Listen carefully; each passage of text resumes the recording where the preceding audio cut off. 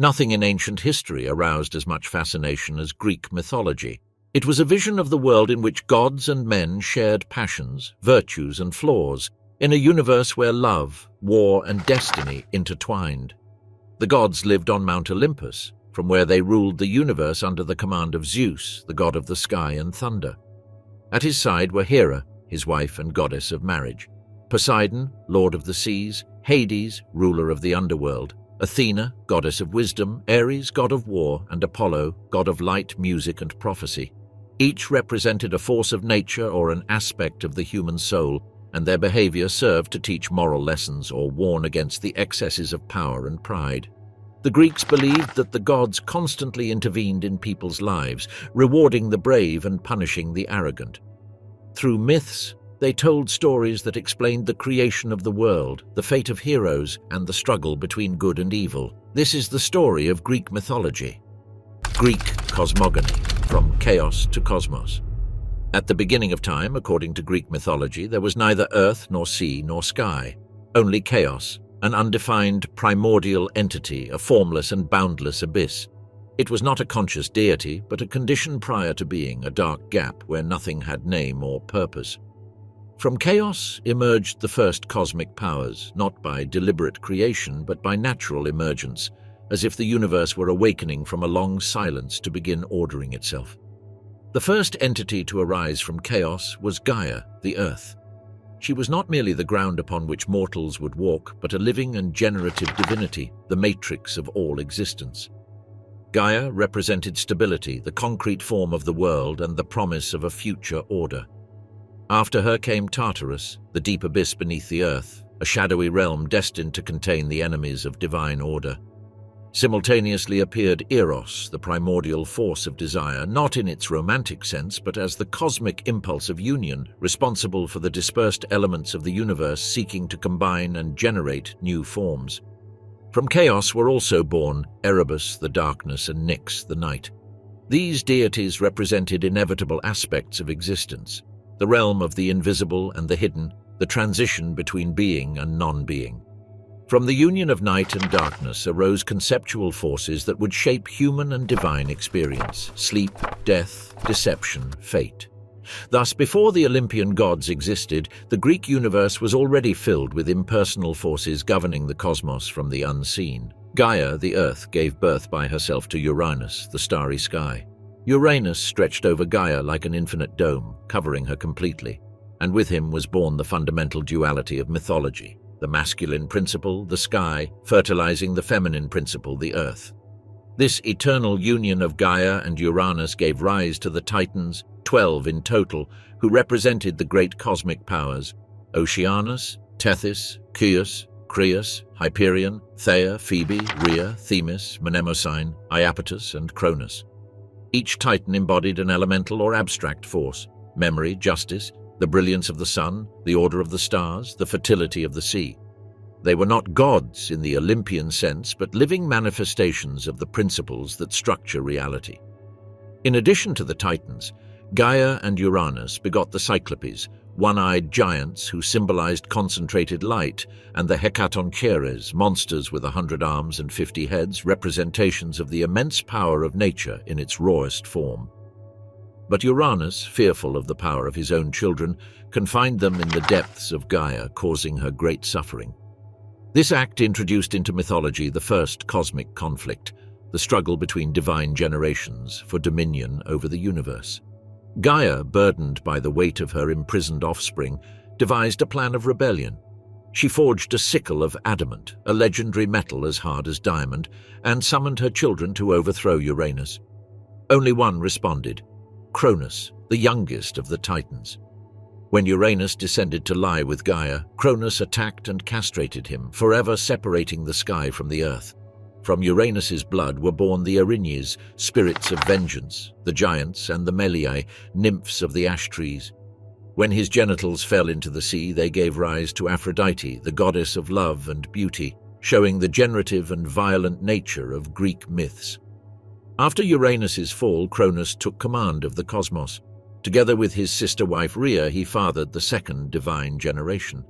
However, in overthrowing his father, Cronus repeated his destiny. A prophecy foretold that one of his children would dethrone him, so he decided to devour them at birth. Hestia, Demeter, Hera, Hades, and Poseidon were swallowed one after another. Rhea, desperate, hid her sixth child, Zeus, and gave Cronus a stone wrapped in swaddling clothes. Zeus was secretly raised on the island of Crete, nourished by the goat Amalthea and protected by the Curetes, warriors who danced and clashed their weapons to hide the child's cries. While Zeus grew, the universe remained in imbalance. Cronus ruled in fear, the Titans maintained their power, and the primordial forces observed the inevitable fate of a new confrontation. Upon reaching maturity, Zeus forced his father to vomit his siblings and freed the Cyclopes and the Hecatoncheires from Tartarus. With them as allies, the young god prepared for a war that would forever change the order of the cosmos. At that moment, primordial chaos had given way to a complex structure. From the abyss emerged the earth and the sky. From their union, the Titans. From rebellion, the gods. Greek cosmogony is not a single and definitive creation, but an evolutionary chain of powers that succeed one another in constant conflict. The universe was not born perfect, it was born in struggle, and from that struggle, Olympus would be born. The Titanomachy, the war between gods and Titans. The Greek universe, after the overthrow of Uranus, was under the rule of Cronus and the Titans. Although chaos had given way to a primordial order, this order was sustained by fear. Cronus, devourer of his own children, ruled with distrust. Time personified in him was not a harmonious flow, but a devouring cycle that prevented progress. In that scenario, Zeus, hidden in Crete, grew under the protection of Gaia, nourished by the goat Amalthea and protected by ancestral forces who knew that the fate of the cosmos depended on him. Upon reaching adulthood, Zeus allied with Metis, the goddess of wisdom and cunning counsel. She was the one who prepared the potion that would force Cronus to vomit his devoured children. Zeus presented himself before the Titan king, not as a supplicant son, but as an adversary hidden behind the deception of knowledge. The potion took effect. Cronus, convulsed, first expelled the stone wrapped in swaddling clothes that he had mistaken for Zeus, and then his 5 divine children: Hestia, Demeter, Hera, Hades, and Poseidon. The Olympian gods were reborn as adults, armed with the memory of their imprisonment and the fury necessary to claim their place in the universe. The liberation of the siblings was not enough to guarantee victory. The Titans, led by Atlas, Creus, Hyperion, and Cronus himself, dominated from Mount Othrys and controlled the elemental forces of the cosmos. Zeus, aware of the magnitude of his enemies, descended to Tartarus to seek allies among the beings his grandfather Uranus had imprisoned, the Cyclopes and the Hecatoncheires. The Cyclopes, once freed, forged weapons for the gods. To Zeus they gave the lightning bolt, symbol of the rebellious sky, to Poseidon the trident, emblem of dominion over the waters, and to Hades the helmet of invisibility. The Hecatoncheires, with their 100 arms and immense strength, swore to topple the foundations of the Titans. Thus began the Titanomachy, a war of cosmic proportions that shook the foundations of creation. The armies of the Titans faced the gods in the valleys and mountains of the newly formed earth. For 10 years the conflict was stalemated. The forces were equal, and no generation could prevail over the other. Light and darkness alternated without rest. Mountains were torn from their foundations and thrown into the void. The oceans boiled, and the skies thundered under the roar of lightning. It was then that Gaia, mother of Titans and gods, intervened once more. She declared that victory would not belong to those who held the greatest strength, but to those who allied with what the universe had rejected, the ancient imprisoned. Zeus, understanding this design, granted full freedom to the Hecatoncheires, who began hurling entire mountains against the Titans. The clamor of 100 hands throwing giant stones opened breaches in the Titan defenses. Zeus's lightning bolts pierced the firmament, setting the air ablaze. The waters obeyed Poseidon's trident and rose against the walls of Mount Othrys. Hades's invisibility sowed terror among the Titans, who were struck from an impossible-to-perceive location. Cronus, the last to resist, faced Zeus in a battle that symbolized the struggle between devouring time and the lightning of the eternal present. Each lightning bolt of Zeus was an affirmation of the now, a denial that the absolute past could determine the future. Cronus fell under the power of the lightning, and with him the rule of the Titans collapsed. The defeated Titans were chained and sent to Tartarus, the deepest prison of the cosmos, guarded by the Hecatoncheires. There they would remain for all eternity, not as destroyed forces, but as contained powers, symbols of the former order that would no longer have dominion in the universe. Only one of them was not chained, Atlas, punished by Zeus to hold the sky upon his shoulders, becoming a living pillar between the earth and the firmament. The act of holding the sky was not a symbol of strength, but a reminder of the weight of the ancient regime upon the world. With the final victory, the Olympic gods gathered on Mount Olympus, which rose like a bridge between the visible and invisible world. Zeus was proclaimed king of the cosmos. Poseidon was given command of the sea, and Hades the dominion of the underworld. The earth remained the common realm of all, and Olympus as the sacred dwelling where the gods would live in eternal banquet, observing the world of men and the destinies of heroes yet to be born. The universe had been reorganized. The Titans had not been destroyed but confined, for their power was still necessary for the balance of the cosmos. Zeus and his brothers embodied the new order, one based not only on strength but on law, oath, and divine will. Ancient time had ended. The Olympian reign began. Kronos, der Letzte, der Widerstand leistete, stellte sich Zeus in einem Kampf, der den Kampf zwischen verschlingender Zeit und dem Blitz der ewigen Gegenwart symbolisierte. Jeder Blitz von Zeus war eine Bestätigung des Jetzt, eine Verneinung, dass die absolute Vergangenheit die Zukunft bestimmen könnte. Kronos fiel unter der Macht des Blitzes und mit ihm brach die Herrschaft der Titanen zusammen. Die besiegten Titanen wurden gekettet und in den Tartaros geschickt, das tiefste Gefängnis des Kosmos, bewacht von den Hekatoncheiren. Dort würden sie für alle Ewigkeit bleiben, nicht als zerstörte Kräfte, sondern als gebändigte Mächte, Symbole der früheren Ordnung, die keine Herrschaft mehr im Universum haben würde. Nur einer von ihnen wurde nicht gekettet, Atlas, von Zeus bestraft, den Himmel auf seinen Schultern zu tragen und so zu einer lebenden Säule zwischen Erde und Firmament zu werden. Die Tat, den Himmel zu tragen, war kein Symbol der Stärke, sondern eine Erinnerung an das Gewicht des alten Regimes über der Welt. Mit dem endgültigen Sieg versammelten sich die olympischen Götter auf dem Berg Olymp, der wie eine Brücke zwischen der sichtbaren und unsichtbaren Welt aufragte. Zeus wurde zum König des Kosmos ausgerufen. Poseidon erhielt das Kommando über das Meer und Hades die Herrschaft über die Unterwelt. Die Erde blieb das gemeinsame Reich aller, und der Olymp die heilige Wohnstätte, in der die Götter in ewigem Festmahl leben würden, die Welt der Menschen und die Schicksale der noch zu gebärenden Helden beobachtend. Das Universum war neu organisiert worden. Die Titanen waren nicht zerstört, sondern eingesperrt, da ihre Macht weiterhin für das Gleichgewicht des Kosmos notwendig war. Zeus und seine Brüder verkörperten die neue Ordnung, eine, die nicht nur auf Stärke, sondern auf Gesetz, Eid und göttlichen Willen basierte. Die alte Zeit war zu Ende. Die Herrschaft der Olympier begann. The Divine Genealogy and the Formation of Olympus. After the defeat of the Titans, the universe entered a new phase governed by Zeus and his siblings, who represented the triumphant generation destined to establish the ultimate order of the cosmos. The formation of Mount Olympus as a divine dwelling was not an immediate act, but the result of a complex genealogical structure that linked the new gods with the primordial and titanic forces from which they descended.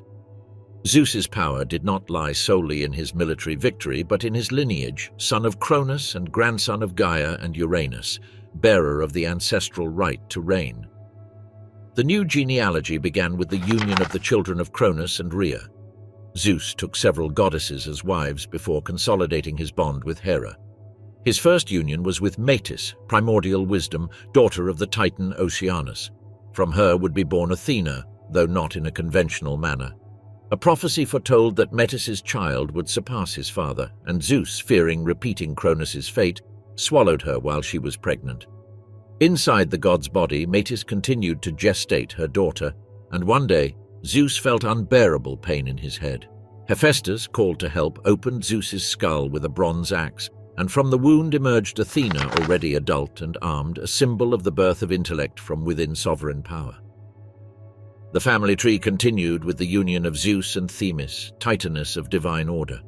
With her he fathered the Horae, goddesses of the seasons and balance, and the Moirae, the three fates who dictated the destiny of gods and mortals. These descendants represented the idea that even the king of the cosmos was subject to a higher law, inscribed in the structure of the universe from the beginning of time. Subsequently, Zeus united with Eurynome, daughter of Oceanus, with whom he fathered the three Graces, Aglaea, Euphrosyne, and Thalia, personifications of beauty, joy, and abundance. The genealogy thus shaped not only divine authority but also the harmonious principles that would sustain the order of the cosmos. Mount Olympus was not merely the residence of the gods, but the point where the lineages of sky, earth, and sea converged. Zeus was also united with Mnemosyne, the goddess of memory, with whom he fathered the 9 muses, inspirers of the arts, epic poetry, sacred history, and divine music. With Dione, a maternal figure older than Aphrodite, he fathered an earlier version of this goddess, linked not only to love but to the power of universal fertility. However, the most important bond was with Hera, his sister and legitimate wife, who became queen of the sky. From this union were born Ares, god of bloody war, Eileithyia, goddess of childbirth, Hebe, eternal youth, and in some traditions Hephaestus, master of fire and the forge. While Zeus consolidated the celestial pantheon, his siblings also established their domains. Poseidon, lord of the sea, took Amphitrite and Nereid as his wife, with whom he fathered Triton and other sea creatures. Hades, ruler of the underworld, abducted Persephone, daughter of Demeter, and made her queen of the dead. His reign was not one of destruction, but of managing the eternal cycle of life and death. From this union arose chthonic entities that influenced the fate of mortals from the shadows. Zeus's sisters also played a part in the genealogical web. Demeter, goddess of agriculture and mother of Persephone, embodied the continuity between gods and humanity, as her grief for the loss of her daughter caused winter, and her joy at her return marked spring. Hestia, goddess of the hearth fire, did not unite with any god, remaining virgin and establishing the eternal fire as a symbol of unity between immortals and mortals. Parallel to the Olympian genealogy, other divine lines branched out. Oceanus and Tethys, undefeated titans, begot the 3,000 rivers and the 3,000 oceanids, water nymphs that spread across the world. Hyperion and Theia begot Helios, the sun, Selene, the moon, and Eos, the dawn. The cosmos was woven by blood ties connecting every natural phenomenon with a divine entity. There was no aspect of the universe without a genealogical origin. Mount Olympus emerged as the center of this web. Described as a mountain piercing the clouds, invisible to mortals, it represented the axis of the world. There the gods lived in golden palaces built by Hephaestus, held grand banquets with nectar and ambrosia, observed human destiny, and deliberated on the affairs of the cosmos. There was no death, illness, or corruption on Olympus. Time did not pass as on earth. Clouds enveloped it like a sacred veil, separating the divine world from the human. The establishment of Olympus was not an act of territorial conquest, but the visible manifestation of divine genealogy. Each god, by taking their place in the pantheon, inherited the attributes of their parents and turned them into cosmic laws. Zeus did not rule by fear like Cronus, but by ancestry and natural hierarchy. Genealogy established not only family ties, but also the boundaries of the universe. From this structure arose heroic myths, divine interventions in the world, and the final destiny of men under the eternal gaze of the Olympians. The 12 Olympian gods. With the Titanomachy concluded and the genealogical structure consolidated, Mount Olympus became the center of the cosmos governed by the immortal gods. Among them, a principal circle was established, known as the 12 Olympians, the supreme divine assembly. Not all gods permanently dwelled on Olympus, but only 12 were part of the council that ruled the universe. Their number was not random. It symbolized cosmic balance, the totality of the domains of the natural, celestial, and human worlds. Zeus, son of Cronus and Rhea, stood as the supreme ruler of Olympus. Armed with the thunderbolt forged by the Cyclopes, he represented the sky, law, and authority. He was not merely the god of the weather, but the guarantor of divine order. His presence in the Olympian court determined the decrees of destiny, and his voice was first among equals. Zeus presided over oaths, protected kings and rulers, and ensured the balance between the forces of nature and the actions of mortals. Hera, sister and wife of Zeus, held the role of queen of the sky. She represented marriage and the legitimacy of lineage, ensuring the continuity and purity of divine blood. She was not a passive goddess. Her authority made her a central figure in the familial and political order of Olympus. From her throne she observed divine alliances and pacts between gods and mortals. Poseidon, brother of Zeus, ruled the realm of the seas. Wielder of the trident, he controlled the oceans, earthquakes, and horses. His domain reflected the duality of water, a source of life and a destructive force. Although the sea was assigned to him by lot, his authority was as ancient as Zeus's, and his tempestuous nature symbolized the unfathomable depth of his power. Hades, also a son of Cronus, did not reside on Olympus but was considered one of the great primordial gods. He received the underworld as his eternal kingdom. He ruled over the dead, mineral wealth, and the roots of the earth. Although some traditions exclude him from the Olympian group due to his physical absence from the sacred mountain, his hierarchy was unquestionable within the divine structure. Demeter, sister of Zeus, was the goddess of agriculture and earthly fertility. Her power was exercised not only over the fields but over the cycle of life and death. The myth of her daughter Persephone established the direct link between Olympus and the underworld, guaranteeing seasonal order. Hestia, also a daughter of Cronus, guarded the hearth fire. Her throne on Olympus symbolized the union between the immortal gods and humanity, as a fire was lit in her honor on every altar. She represented the stability of the family core and domestic order. With the new generation, gods born during the Olympian reign emerged. Athena, daughter of Zeus and Metis, sprang fully armed from her father's skull.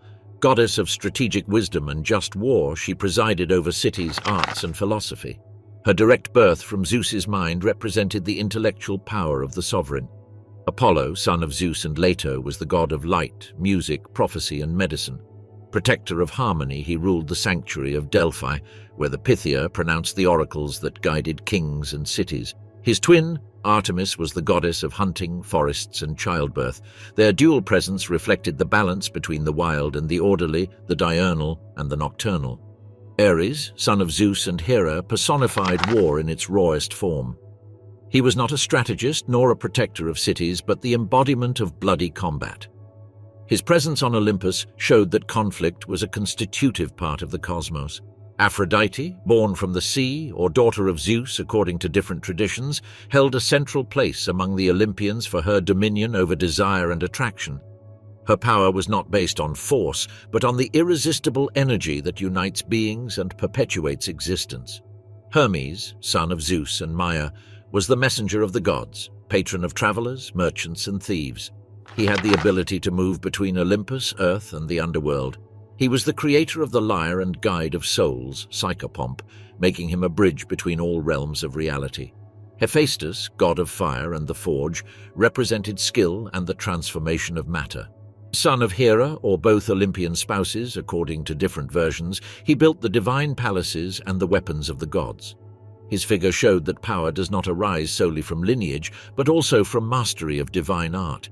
The assembly of the 12 Olympians was not static. In some versions, Dionysus, god of wine, ritual madness, and ecstasy, replaced Hestia. Dionysus, son of Zeus and Semele, symbol of rebirth and the dissolution of boundaries between the human and the divine, ascended to Olympus after traveling the world and establishing his sacred mysteries. Mount Olympus thus became the axis of divine existence. Each god had a throne and an inn. Mount Olympus thus became the axis of divine existence. Each god had a throne and an inalienable domain. The Olympian assembly was not a democracy but a cosmic hierarchy reflecting the order of the universe. Zeus's storms, Poseidon's tides, Demeter's harvests, Athena's wisdom, and the fate dictated by the Moirai were living expressions of this structure. The gods were not metaphors but active, eternal forces present in every aspect of the visible and invisible world. Prometheus and the theft of fire. Prometheus, one of the Titans, son of Iapetus and the Oceanid Clymene, did not actively participate in the rebellion against the Olympian gods. Unlike his brothers Atlas, Epimetheus, and Menœtius, who sided with Cronus during the Titanomachy, Prometheus chose Zeus's side, driven not by loyalty to the new order but by foresight. His name, which means the one who thinks ahead, reflected his strategic nature. After the victory of the Olympian gods, Prometheus was spared the punishment imposed on the Titans and was admitted as a minor counselor within the new realm of Olympus. Zeus, when establishing the relationship between gods and men, called for a sacrifice at Mecone to determine which portion would belong to each. Prometheus decided to intervene on behalf of humanity. He took an ox and divided it into two portions. In one, he placed the meat and entrails hidden inside the animal's stomach, unappealing to the eye. In the other, he arranged stripped bones covered with shiny fat. Zeus chose the portion that appeared most appetizing, deceived by its appearance. From that moment on, men would keep the meat, while the gods would receive the burned bones as an offering. This deception enraged Zeus, who decided to punish humanity by taking away fire. Without fire, mortals were defenseless against the cold, with no way to cook their food or develop tools. Prometheus, moved by his sympathy for them, secretly went to Olympus, took a burning ember from the sun's chariot or from Hephaestus's fire, depending on different versions, and hid it inside a hollow fennel stalk. He then gave it to humanity, restoring men's ability to dominate their environment. Fire was not just heat. It was a symbol of knowledge, technology, and autonomy from the gods. The theft of fire symbolized the first direct disobedience against Zeus's order. Prometheus did not steal for himself, but for mortals, making his act even more subversive. With fire, men could forge weapons, smelt metals, and cook meat, rising above their primitive condition. When Zeus discovered the deception, he reacted severely. He would not punish only Prometheus, but also humanity for accepting the stolen gift.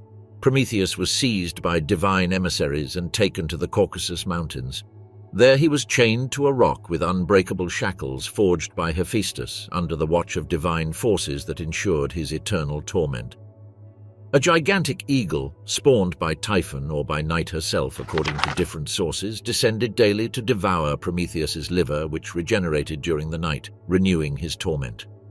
This punishment symbolized the impossibility of dying for an immortal, perpetual suffering as an act of divine justice. Prometheus did not ask for mercy, for his punishment was not only physical but cosmic. It represented the limit imposed by Zeus between gods and men. Humanity was not spared either. Zeus decided that the punishment would not be through destruction but through the gift of that which would bring inevitable suffering. He ordered Hephaestus to mold from clay the first woman, Pandora, endowed with all gifts. Athena taught her the art of weaving, Aphrodite granted her irresistible beauty, Hermes gave her persuasion and deceit. The gods, one by one, endowed her with both admirable and dangerous qualities. Zeus gave her a jar or pythos, later mistakenly called a box, which contained all the evils of the world, diseases, wars, hardships, aging. Pandora was sent as a wife to Epimetheus, Prometheus's brother, whose name means the one who thinks afterward. Prometheus had warned his brother not to accept gifts from Zeus, but Epimetheus, dazzled, accepted Pandora. Upon opening the jar, all evils escaped into the world and spread among mortals. Only one element remained trapped at the bottom, hope, whose ambiguous nature has been debated since antiquity. For some, it was a divine consolation reserved for man. For others, the gods' last deception, an illusion that keeps man in an endless cycle of suffering and desire. A later Orphic tradition suggests that Prometheus not only favored humans but also created them from clay and divine tears. According to this version, Zeus punished humanity not only for having received fire, but for possessing a spark of the divine spirit embedded in their flesh. However, this version was a minority and did not replace the Hesiodic interpretation where humans already existed, and fire was the turning point between total subordination and the pursuit of autonomy. Prometheus's punishment remained in force for generations, a symbol of the tension between knowledge and power, freedom and divine imposition, until a new Olympian hero would be chosen to free him and thereby redefine the relationships between gods and mortals. The first men and the ages of humanity. According to the theogony established by the archaic poets, humanity was not born perfect nor in a single act, but emerged in different stages or races, each marked by a type of relationship with the gods and with the cosmic order. Hesiod described these stages as ages of humanity, showing a progressive decline from a divine origin to the present era, governed by suffering and instability. Each age does not represent a historical chronology, but a spiritual and moral state of human beings in relation to the gods. The Golden Age was the first and most perfect. Under the reign of Cronus, men lived like gods, free from fatigue and pain. They did not age, and their lives passed in feasts and harmony with nature. The earth, without the need for cultivation, produced food in abundance: wheat, fruits, honey. There were no laws or punishments, for there was no injustice. Death was not a tragic end, but a gentle sleep that preceded the transformation of man into a demon or protective spirit of mortals, guarding justice and order. This race did not know war or private property. Everything was shared under the silent gaze of the gods. The Golden Age represented the time when humans were closest to the divine. With the rise of Zeus, the Silver Age began. Men of this race were inferior in body and spirit. They lived 100 years as children without developing virtue or prudence, and when they reached adulthood, they indulged in arrogance and disdain for the gods. They offered no sacrifices nor followed sacred rites. Zeus, irritated by their impiety, destroyed them. This humanity lived in tension with divinity, unable to obey the natural laws of the cosmos. They were buried under the earth, and although granted some honor, they were relegated to the underworld as secondary spirits, far from men and gods. The third stage was the Bronze Age, a time of unceasing violence. Men of this race were made of ash wood and possessed hearts as hard as the bronze of their weapons. They knew neither agriculture nor the arts. They lived for war, inhabiting bronze houses, eating meat mercilessly and dying young. Their bodies were enormous, their hands fierce, but they lacked wisdom. They left no legacy, for their race disappeared through self-destruction, consumed by their own violence. Upon dying, they did not become protective spirits, but sank into Hades without glory or memory. This age was followed by an exception, the Age of Heroes, also called the Divine Race. It was not a stage of decline, but an intermediate moment in which the great protagonists of the epic cycles emerged. These men, descendants of gods or favored by them, fought in sacred wars, such as the expedition of the Argonauts, the Battle of Thebes, and the Trojan War. They were neither invulnerable nor eternal, but their courage and nobility elevated them above the previous races. At their death, some were taken to the Isles of the Blessed, where they lived in an era of eternal harvests under the rule of Cronus, symbolically restored as sovereign of paradise. Finally came the Iron Age, the current era according to Hesiod. Iron represented hardness, but also the moral fragility of modern man. In this age, work is unceasing and suffering inevitable. Justice is corrupted by force, and men fight among themselves for wealth and power. Family bonds dissolve, children do not respect parents, and oaths are worthless. Violence does not come from heroic greatness, but from greed. Agriculture requires effort. The land produces nothing without work. Diseases, old age, and death loom relentlessly. In this era, the gods increasingly distance themselves from men, and hope resides only in perseverance in the face of adversity. According to Hesiod's vision, mortals of the Iron Age are destined to live in a cycle of increasing decay. A moment will come when eidos, the idea of shame, and nemesis, just indignation, will leave the earth to join the gods, leaving humanity completely unprotected against evil. When that happens, men will be unable to recognize virtue, and society will collapse into a new form of moral chaos. The Iron Age does not announce an end, but a prolongation of the constant struggle for survival in a world in which divine gifts have been replaced by human effort and the uncertainty of fate. Perseus and the head of Medusa. Perseus was born from the encounter between the divine and the human. His mother, Danae, daughter of King Acrisius of Argos, was locked in a bronze tower after an oracle announced that her son would cause the death of his father. Acrisius, fearing the prophecy, sought to prevent the lineage, but Zeus, in the form of a golden rain, entered the chamber and impregnated Danae. Upon discovering the child, Acrisius locked mother and son in a chest and cast them into the sea. The waves carried them to the island of Seriphos, where they were rescued by Dictys, brother of King Polydectes. Perseus grew up protected by Dictys, but Polydectes fell in love with Danae and tried to get rid of Perseus. The king announced his desire to marry Hippodamia and asked every man on the island for a horse as tribute. Perseus, without resources, declared that he could offer anything else, even the head of the Gorgon Medusa. Polydectes accepted the offer, intending to send him to a certain death. The task was of titanic difficulty. Medusa was one of the 3 Gorgons, the only mortals among winged creatures with snakes for hair, whose face turned anyone who looked at it to stone. To undertake his mission, Perseus received divine help. Hermes gave him an adamantine sickle and Athena a shield polished like a mirror. They told him that he must first find the Grey Eye, 3 old women who shared a single eye and a single tooth, to obtain from them the path to the nymphs guarding the divine treasures. Perseus approached the Grey Eye in the darkness, snatching the eye as they passed it among themselves. Unable to see, the Grey agreed to guide him in exchange for recovering their vision. Perseus demanded the path to the nymphs, who would provide him with the necessary objects. The Grey revealed the secret place, and Perseus traveled there. The nymphs gave him the winged sandals to fly, the magic bag to store Medusa's head without looking at it directly, and Hades' helmet of invisibility to escape danger.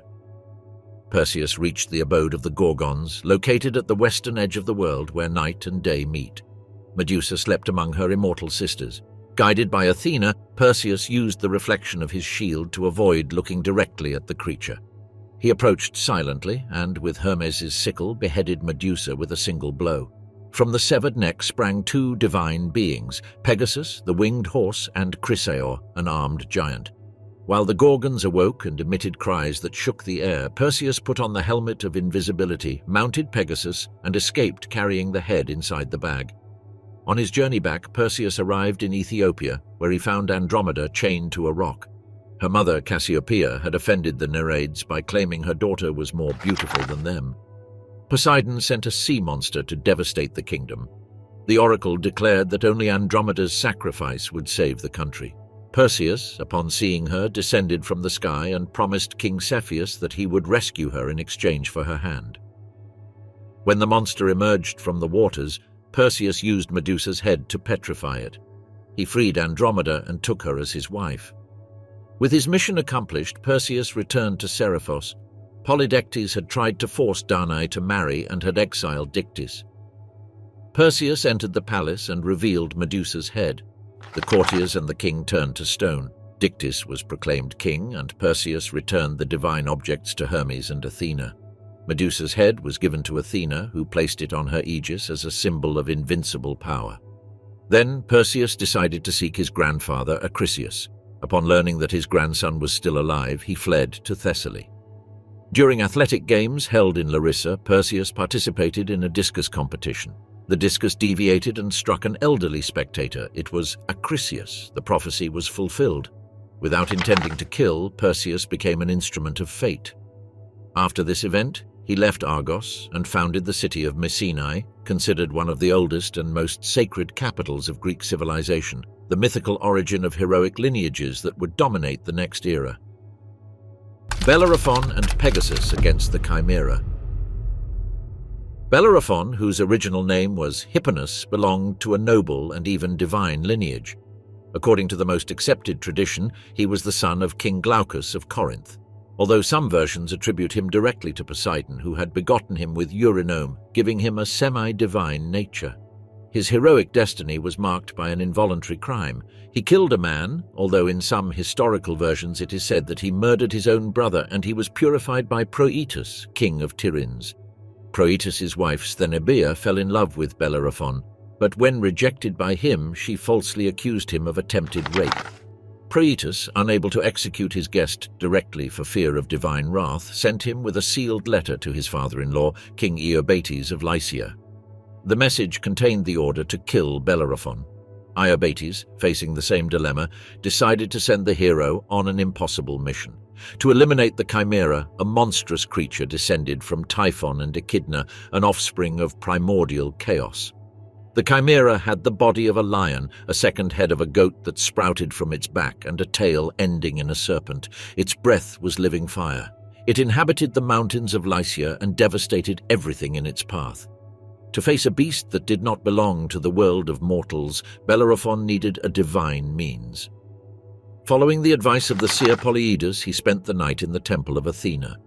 During his sleep, the goddess appeared to him and gave him a golden bridle. Upon waking, he found the consecrated object at his feet. With it he went to the Perrine spring, where Pegasus, the winged horse born from the blood of Medusa when she was decapitated by Perseus, drank silently. Pegasus was the son of Poseidon and a free creature of the sky. Bellerophon approached stealthily and managed to place the bridle on its head. Pegasus did not resist. He recognized in the hero the will of the gods. With Pegasus as a mount, Bellerophon flew to the Chimera's lair. The monster emerged wrapped in flames. Bellerophon attacked from the air, out of reach of the fire. The battle was prolonged. The hero, following divine inspiration, threw a block of lead into the beast's throat. The Chimera's fire melted the metal, which descended and burned its entrails. Thus the monster fell, not by force, but by ingenuity transmitted from Olympus. Iobates, surprised by the hero's survival, entrusted him with 2 new missions in the hope of seeing him perish. The first was to fight the Solymi, a warrior tribe feared even by the gods. Pegasus allowed Bellerophon to attack from the sky, bewildering his enemies. Then he faced the Amazons, warrior women who lived beyond the known world. Once again, Bellerophon achieved victory. Iobates then understood that his guest was favored by the gods. He offered him his daughter Philonoe in marriage and gave him half the kingdom. With his glory consolidated, Bellerophon dominated the land and the skies, riding Pegasus. It was at that moment that hybris, the excess of pride, seized him. He decided to rise to Mount Olympus and join the gods as an equal. As he soared into the pure air, Zeus watched his defiant ascent. He sent a gadfly that stung Pegasus. The horse, wounded and enraged, reared and threw Bellerophon into the void. He fell to the earth, surviving, but he became blind, crippled and wandering. Pegasus continued his ascent and was received by Zeus, who entrusted him with the task of carrying his lightning and turned him into an immortal constellation. Bellerophon, once a divine hero, ended his days wandering as a mere mortal rejected by men and gods. His story marked the boundary between the human and the divine. The hero could overcome monsters but not transcend the order imposed by Zeus. The heroic race found in his fate an eternal warning about man's place in the cosmos. Theseus and the labyrinth of the Minotaur. Theseus, Prince of Athens, was born under a double lineage. His mother, Aethra, was seduced by King Aegeus after a night in Troezen. That same encounter coincided with union with the god Poseidon, who claimed divine paternity of the child. This dual origin granted him both the mortal right to the throne of Athens and the protection of an ancestral sea power. Before departing, Aegeus left his sword and sandals under a rock, ordering Aethra that the child, once strong enough to lift it, should claim his identity and present himself in Athens. At 16, Theseus lifted the rock effortlessly, took the symbols of his lineage, and set out for the city, facing 6 mortal dangers, defeating bandits and monsters like Cenes and Procrustes, purifying the sacred route to Attica. Meanwhile, Athens was subjected to Crete. King Manos, after losing his son Androgeus on Athenian territory, imposed as punishment a tribute. Every 9 years, 7 young men and 7 maidens had to be sent to Crete to be devoured by the Minotaur, a half-man, half-bull creature born from the union of Pasiphae, Minos' wife, with a divine bull sent by Poseidon.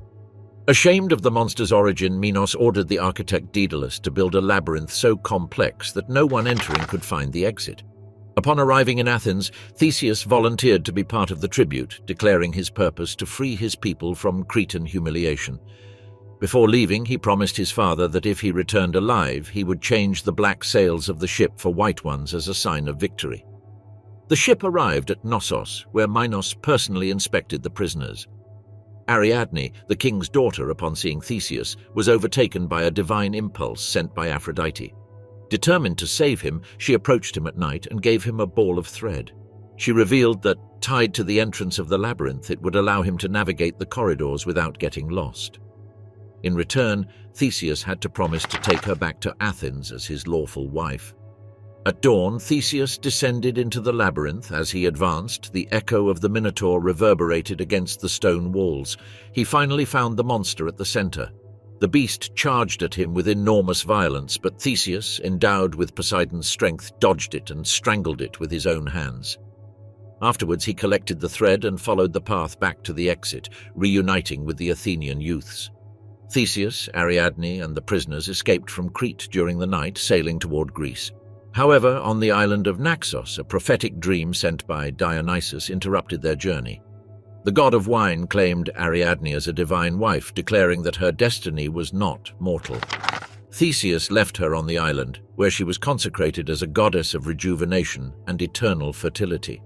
The hero continued sailing toward Athens, but overwhelmed by fatigue, forgot to change the black sails for white ones. From the heights of Cape Sunion, Aegeus watched the horizon every day, hoping for his son's return. Seeing the ship with black sails, he believed Theseus had died.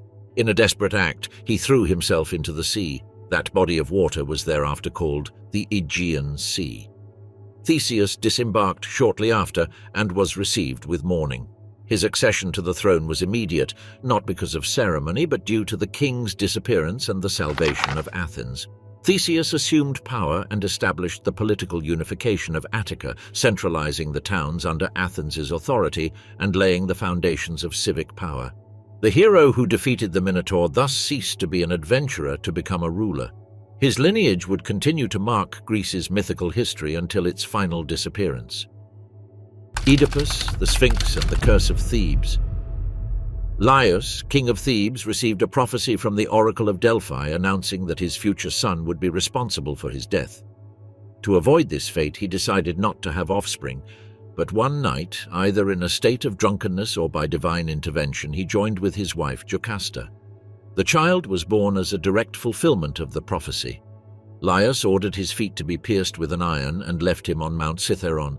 The child was given to a shepherd with orders to let him die, but the shepherd, moved by compassion, delivered him to an emissary from Corinth. The baby was adopted by King Polybus and Queen Peribea, who raised him as their heir. They named him Oedipus, swollen feet, referring to his childhood injuries. As an adult, Oedipus heard rumors about his origin. Troubled, he traveled to Delphi to consult the oracle. The Pythia did not answer his question about his parents, but revealed a terrible prophecy. He would kill his father and marry his mother. Horrified, he decided not to return to Corinth, believing he was protecting those he considered his parents. On his way east, he encountered an old man and his retinue at a crossroads. A dispute arose over the right of way. Oedipus, in self-defense, killed the old man and his companions. He did not know that the man was Laius, his real father, thus fulfilling the first part of the oracle. Meanwhile, Thebes was under siege by the Sphinx, a creature with a woman's face, a lion's body, and bird's wings. Sitting on a rock at the city entrance, she posed a riddle to anyone attempting to pass. What being walks on 4 legs in the morning, 2 at noon, and 3 in the evening? Whoever did not answer correctly was devoured. The people were paralyzed, and the city had no king, as Laius had disappeared. Oedipus arrived in Thebes and faced the Sphinx. He answered the riddle. Man who crawls as a child, walks upright as an adult, and uses a cane in old age. The Sphinx, defeated, threw herself from the rock and died. As a reward, Oedipus was proclaimed king and married the widowed queen Jocasta without knowing her true identity. The marriage brought temporary prosperity. Oedipus had 4 children with Jocasta: Eteocles, Polynices, Antigone, and Ismene. Years later, a plague devastated Thebes. Crops died, women lost their children, and the gods remained silent. Oedipus sent his brother-in-law Creon to the oracle of Delphi. The response was clear. The city was contaminated because Laius's murderer remained unpunished within its walls. Determined to save his people, Oedipus began an investigation. He interrogated witnesses, prophets, and finally the shepherd who had saved his life as a child. Slowly, the pieces began to fit together. Oedipus realized that he himself was Laius's murderer and that his wife was his mother. Jocasta, upon discovering the truth, hanged herself in her chambers. Oedipus entered and found her body hanging. In an act of horror and guilt, he tore the gold brooches from her dress and gouged out his own eyes with the pins, blinding himself. Blood flowed from his face as he declared that he did not deserve to see the light or the world he had unknowingly contaminated. The plague ceased, but Thebes remained irreversibly marked. Oedipus left the palace blind and dressed in rags. He voluntarily went into exile, guided by his daughter Antigone, while his other daughter Ismene stayed in Thebes. The old king left behind the city he had both saved and condemned, carrying with him the certainty that no mortal can escape the fate set by the gods. Eteocles and Polynices inherited the paternal conflict. Both claimed the throne.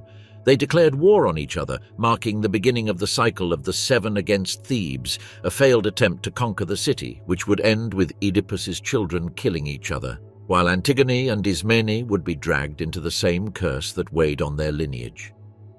Heracles, Hercules, and the 12 Labors.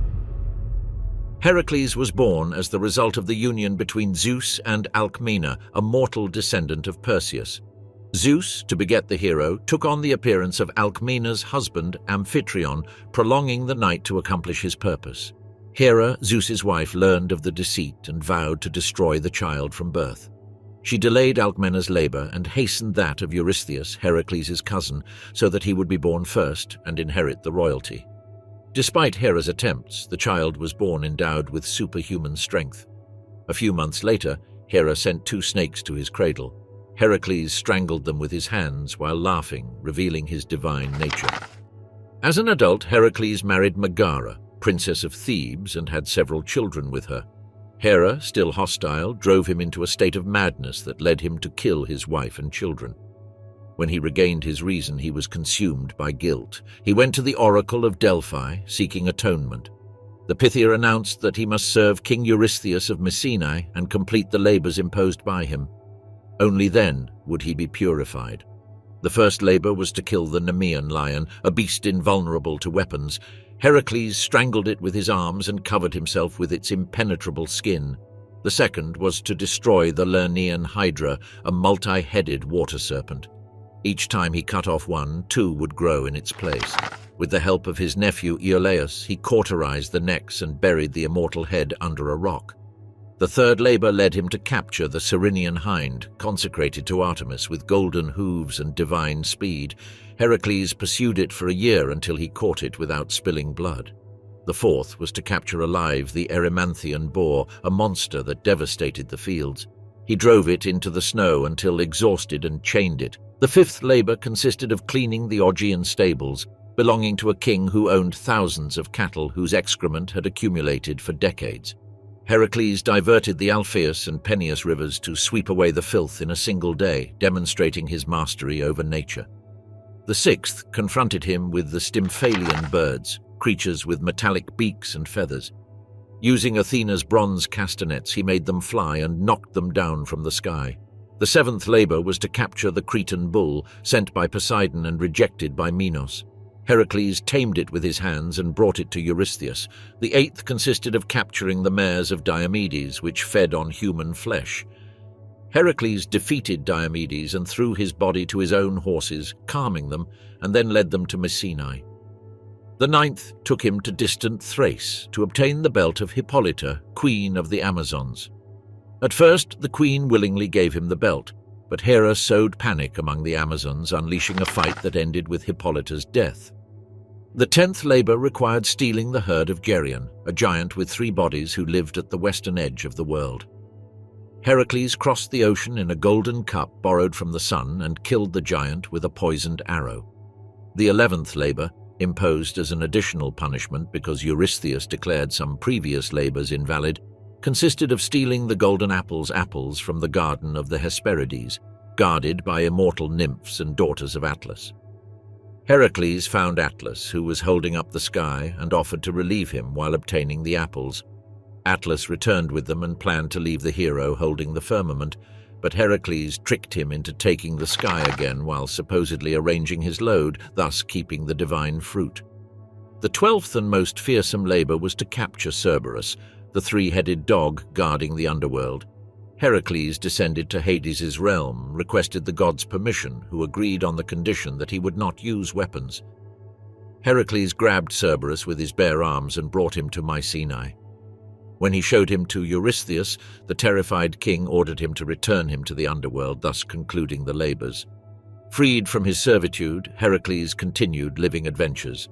He married Deianira, but was deceived by the centaur Nessus, who upon dying gave him a tunic soaked with his blood. Sometime later, Deianira, believing it was a love potion, dressed Heracles in that tunic. The centaur's blood, mixed with the Hydra's poison, burned the hero's skin. Agonizing, Heracles built his own funeral pyre on Mount Oeta. When the fire engulfed his mortal body, his divine parts ascended to Olympus. There he was received by Zeus, reconciled with Hera, who accepted him as a son. Hercules became an immortal god and took Hebe, goddess of eternal youth, as his wife. His ascent marked the end of the greatest hero in Greek mythology and the definitive incorporation of heroic strength into the divine order. Jason and the Argonauts. Jason was the legitimate heir to the kingdom of Iolcus, but his uncle Peleus had usurped the throne after expelling his father, Aeson. Educated by the centaur Chiron on Mount Pelion, Jason grew up unaware of the court until he reached maturity. Then he descended to Iolcus to claim his right. On his way, he helped an old woman cross a river, losing a sandal. The old woman was Hera in disguise, who favored Jason from that moment. Upon entering the city with one bare foot, Peleus recognized him as the man foretold by the oracle, the one who would come with a single sandal to destroy him. Unable to kill him directly, Peleus imposed an impossible mission to bring back the golden fleece kept in distant Colchis at the far eastern edge of the Black Sea. Jason assembled a crew of unprecedented heroes aboard the ship Argo, built by Argus under Athena's guidance. Among the Argonauts were Hercules, Orpheus, the Dioscuri brothers, Atalanta, and the seer Phineus. The journey was marked by challenges sent by the gods to test the heroes' legitimacy. In the early stages, they faced the Harpies that tormented Phineus by stealing his food. Calais and Zates, sons of the wind Boreas, chased the Harpies until Iris ordered them to stop. Phineus revealed to Jason the danger of the Symplegades, rocks that collided with each other, destroying any ship. Argo passed between them, leaving a dove feather court, marking the end of the danger. The rocks remained still forever. They arrived in Colchis, where King Aeetes guarded the fleece, hung from a sacred oak and watched over by a dragon that never slept. Jason requested the fleece as heir to the kings. Aeetes, suspicious, promised to hand it over only if Jason completed 3 tasks: yoke fire-breathing bulls, plough a field, and sow it with dragon's teeth from which armed warriors would spring. Hera intervened and persuaded Aphrodite to send her son Eros. An arrow from the god of desire pierced the heart of Medea, daughter of Aeetes and priestess of Hecate. In love with Jason, Medea gave him a magical ointment to resist the fire of the bulls and guided him to sow the teeth so that the born warriors would destroy each other. Aeetes, seeing that Jason had completed the tasks, refused to deliver the fleece. Medea, anticipating her father's betrayal, led Jason to the sacred oak, put him to sleep with spells, and allowed him to strip the dragon of the golden fleece. The Argonauts fled by night, taking Medea. Aeetes sent a fleet after them, commanded by Apsyrtus, Medea's brother. To escape, Medea devised a brutal plan. She lured Apsyrtus into an ambush where Jason killed him. Afterwards, Medea dismembered his body and threw the remains into the sea, forcing her father to stop to collect them, delaying the pursuit. That act sealed Medea's eternal separation from her lineage and marked her definitive union with Jason's destiny. The return journey was plagued by destinations forced upon them by the gods. The ship Argo was diverted northward to the river Ocean and then to the territory of Circe, Medea's aunt. Circe purified Jason and Medea for the crime of Apsyrtus, but declared that the gods would not forget the bloodshed. Afterwards, they faced the Sirens, whose song was silenced by Orpheus's music. They passed between Scylla and Charybdis, sea monsters sent by Poseidon. Upon reaching Libya, they were stranded in the desert and had to carry the ship on their shoulders until they found water. Finally returning to Iolcus, Jason presented the golden fleece to Peleus. The usurper refused to relinquish the throne. Medea then devised a stratagem. She convinced Peleus's daughters that they could rejuvenate their father by cutting him into pieces and boiling him in a cauldron with magical herbs. Medea pretended to demonstrate the process with a ram that was reborn as a lamb. Desperate to save their father, the daughters dismembered him, but Medea did not complete the spell. Peleus died, and Jason was exiled. Jason and Medea settled in Corinth, where they had 2 children. Over time, Jason repudiated Medea to marry Glauce, daughter of King Creon, seeking to consolidate his power.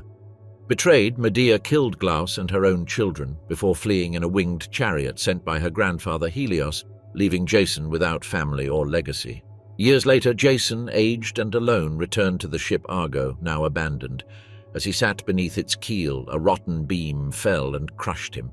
The hero who had conquered the Golden Fleece died without glory, consumed by the ruin of his own ambition. Orpheus and Eurydice. Orpheus was born in Thrace, land of mountains and sacred rivers, son of the muse Calliope and, according to some traditions, of Apollo himself. From childhood he was instructed in the lyre, an instrument that Apollo gave him as a symbol of his divine lineage. He was not simply a musician. His singing possessed a power capable of altering the natural course of the world. To the sound of his melody, wild beasts abandoned violence, trees bent to listen, rocks moved from their place, and rivers halted their flow. The Muses considered him the supreme interpreter of cosmic harmony, and his voice was seen as a bridge between gods and mortals. In his youth he met Eurydice, a forest nymph. Their union was immediate, not the result of a human impulse but of the design of natural forces. Their wedding brought together nymphs, satyrs, and lesser gods. But fate quickly intervened. While Eurydice walked among the meadows, a snake bit her heel. Her body fell onto the grass and her spirit descended to the realm of Hades. Death was not interpreted as punishment, but as a reminder that even the purest is subject to the order established by the immortals. Unable to accept the separation, Orpheus made a decision that no mortal had successfully attempted: to travel to the underworld and plead with the gods of the dead. He ventured into the caves of Tenaro, where one of the entrances to Hades was located. With his lyre, he invoked a song dedicated to Persephone, reminding her of her own mortal life before being abducted by Hades. His music resonated along the banks of the river Styx. Charon, the ferryman who transports souls, stopped his oar. Cerberus, the three-headed dog, lay down gently. The shadows of the dead gathered around him, not to torment him, but to recall the lost heartbeat of life. Hades and Persephone listened. Orpheus offered no arguments, only melodies. He sang the pain of absence, the void left by a lover when they become a shadow, the contrast between the world that blooms under the sun and the eternal silence of the underworld. Persephone, moved by the memory of her own mother Demeter mourning her absence, persuaded Hades to grant Eurydice permission to return. But the god of the dead imposed an irrevocable condition. Orpheus would walk ahead, Eurydice would follow silently, and he could not look at her until both had reached the world of the living. If he did, she would remain forever in the realm of shadows. The journey back was long and silent. Orpheus only heard the sound of his own steps. He could not hear Eurydice's breathing nor feel her presence. At the threshold of the upper world, doubt overcame him. An irresistible impulse dominated him. He turned his head. For a moment he saw Eurydice, her hand extended toward him. Then her form dissolved like mist. There were no screams, only a whisper that faded into the air. Fate was fulfilled. Eurydice's second death was definitive. Orpheus tried to descend again, but the gods closed the way. He returned to the surface. His lyre no longer sang the world of men. He rejected wine, feasts, and company. He traveled through the valleys and mountains of Greece, always alone, singing to Eurydice as if his voice could open an invisible portal to the beyond. Over time, a mystical doctrine arose around him: Orphism, which taught that the human soul is imprisoned in the body and only through purification rites can reunite with the divine. Orpheus became the first initiator, teaching that life is a fall and death, a possible return. The traditions about his end diverge. The most widespread claims that one day, while Orpheus was playing his lyre on the banks of the Hebrus River, a group of Maenads, priestesses of Dionysus, found him. Irritated by his rejection of the Bacchic cults and mortal women, they attacked him. Orpheus did not resist. The Maenads tore his body apart and scattered his limbs across the fields. His head and his lyre fell into the river and floated to the sea. Even separated from the body, the head continued singing Eurydice's name. The lyre produced sounds in rhythm with the waves. The nymphs collected the remains and buried them at the foot of Mount Olympus, where birds sang melodies no one had ever heard before. Another version states that Orpheus, after losing Eurydice forever, renounced all relations with mortals and retired to a sacred cave. There he remained in silence, without food or sleep, until his body became as light as air and disappeared, as if his soul had been absorbed by the lyre he held. There was no violent death, only the dissolution of the body by divine intervention. His lyre became a constellation, placed by Apollo among the stars so that the world would remember the power of music. A third tradition, preserved in later Orphic circles, holds that Orpheus, after his physical death, descended to Hades not as a mortal nor as a shadow, but as a hierophant. There he found Eurydice in the asphodel meadows. There was no embrace or word, only the certainty that the song had fulfilled its final purpose, to reunite what the divine law had separated in life. The Trojan War and the twilight of the heroes. Before the birth of the protagonists of the Trojan War, a prophecy had been pronounced in the halls of Olympus. An unprecedented war would bring an end to the age of heroes, and after it the gods would gradually withdraw from the world of mortals. This warning came true when Eris, goddess of discord, threw a golden apple during the wedding banquet of Peleus and Thetis. On the fruit was inscribed a single phrase, "For the fairest." Hera, Athena, and Aphrodite contested the title. Zeus refused to judge and handed the decision to Paris, Prince of Troy. Each goddess offered him a gift: the political power of the world from Hera, the military wisdom of Athena, and the love of the most beautiful woman in the world from Aphrodite. Paris chose Aphrodite. In return, she promised him Helen, wife of the Spartan king Menelaus. The abduction of Helen, whether by seduction or by force, ignited the Hellenic world. Menelaus invoked the oath all Greek kings had sworn to defend Helen's marriage under penalty of war. Agamemnon, king of Mycenae and brother of Menelaus, gathered the largest coalition of city-states ever seen. The fleet set sail for Troy, warned by oracles that no triumph would be possible without the participation of Achilles, son of the sea nymph Thetis, destined for a short but glorious life. Troy, located on the coast of Anatolia, was ruled by King Priam and defended by his sons Hector and Paris. The city was considered invincible, surrounded by walls built, according to tradition, by Apollo and Poseidon. During the first years of conflict, the Achaeans besieged the city without managing to take it. In turn, the Trojans resisted with the help of their protective gods. The battlefield was not the exclusive domain of mortals. Gods and heroes fought side by side. Apollo guided the arrows of the Trojans. Hera and Athena protected the Achaeans. Zeus, bound by fate, allowed the war, unable to change the final outcome. Achilles, the greatest of the Greek heroes, dominated the battlefield. His armor shone like a fragment of the sun. However, a dispute with Agamemnon over the slave Briseis led him to withdraw from combat. This absence allowed the Trojans, led by Hector, to push the Greeks back to the walls of their ships. In this conflict, Hector, Trojan prince, became the absolute leader of his people, fighting not for personal glory, but for the survival of his city and family. Patroclus, Achilles' close friend, donned his armor and entered the battle to save the Achaeans from disaster. His intervention changed the course of the war, but also hastened his fate. Hector confronted and killed him, believing him to be Achilles. Upon discovering Patroclus' death, Achilles returned to combat with uncontrollable fury. His mother Thetis asked the god Hephaestus for new armor. Achilles challenged the river Scamander, fought heroes and gods, and finally faced Hector beneath the walls of Troy. The duel was brief. Hector fell pierced by Achilles' spear. He tied his body to his chariot and dragged it 3 times around the city. King Priam, guided by Hermes, entered the Achaean camp and begged for his son's body. Achilles, moved, agreed. The war continued. Paris, guided by Apollo, shot an arrow that hit Achilles' heel, the hero's only vulnerable part. With his death, the prophecy was fulfilled. Odysseus then devised a trick to end the war. They pretended to retreat, leaving a huge wooden horse at the city gates. The Trojans, divided between those who distrusted the gift and those who saw it as an offering of surrender, decided to bring it inside the city as a symbol of victory. During the night, while the Trojans slept, the horse opened and Achaean warriors emerged, opening the city gates to their armies. Troy was burned. Its inhabitants were massacred or enslaved. Priam died before the altar of Zeus Hercules. Andromache, Hector's wife, was taken as a slave. Astyanax, their son, was thrown from the walls. The end of Troy was not a glorious victory, but the violent closure of the heroic era. The forces that had dominated the world since chaos, like gods, demigods, monsters, and heroes, withdrew from the stage. The prophecy had been fulfilled. After the destruction of Troy, humanity would definitively enter the Iron Age, forever separated from direct contact with the immortals. The brilliance of heroes would never return. The city burned under the indifferent sky while the gods watched for the last time the fall of a mythical civilization.